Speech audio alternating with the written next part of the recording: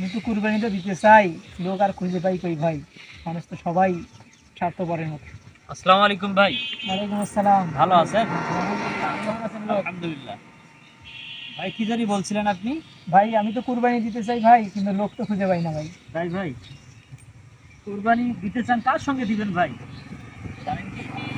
ভাই আমি দেখি যে সুজারু অনেক কিছু লোক, এই জন্য তো আমি খুঁজে পাই না, নামাজ কালাম কিছু করে না ভাই। কিভাবে? আমি কুরবানি দিই তাদের সাথে। ভাই, কুরবানি তো তার সঙ্গেই দিতে হবে, কারণ আমরা তো সেই রকম লোক খুঁজে পাই না সমাজে। নামাজ পড়ে না, আমার ভাই নামাজ পড়ে না, আমার ভাই বলতেছে যে কুরবানি দেব। আসলে কি ভাই, যেতে হোক না কেন ভাই, কারণ আল্লাহ পাক নিষেধ করেছেন যে আগে নামাজ পড়ো তারপরে কুরবানি করো। আল্লাহ পাক কোরআন কারিমে বলছে ফাসাল্লি লিরাব্বিকা ওয়ানহার। তা আজকে আমার ভাইয়ের দিকে যদি তাকাই, তাহলে ভাইয়ের দিকে তাকালে আমার ভাইয়ের কারণে আমার কুরবানিটা হবে না। তা আমি নিয়ত করেছি ভাই, আমি যদি সৎ ভালো একজন নামাজি ব্যক্তি পাই, তার সঙ্গে কুরবানি দেবো। তা যেহেতু আপনি নামাজ কালাম করেন, তা আপনার সঙ্গে আমি ভাগ দিতে চাই, আপনি কি নেবেন ভাই? আলহামদুলিল্লাহ ভাই। ঠিক আছে ভাই, আর তাহলে আমরা আরো একজন ভাগ দেখবো যদি পাই এরকম, ইনশাল্লাহ। হ্যাঁ, আসসালামু আলাইকুম ভাই। ওয়ালাইকুম আসসালাম। ভালো আছেন? আলহামদুলিল্লাহ। ভাই কবে আসছেন ঢাকা থেকে? ভাই পরশুদিন ভাই। ভাই নামাজ কালাম করেন তো ইনশাল্লাহ?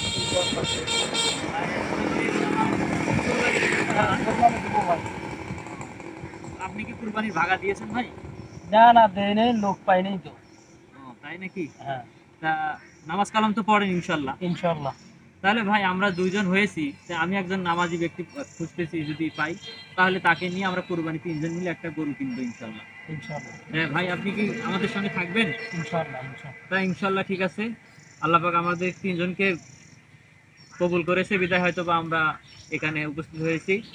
তে আমরা আমাদের সমাজ যাতে এরকম প্রত্যেকটি ব্যক্তি নামাজি ব্যক্তিকে দেখে কুরবানি দেয়, সুদের সঙ্গে সুদের সঙ্গে এরকম ব্যক্তির সঙ্গে কেউ যাতে কুরবানি না দেয়।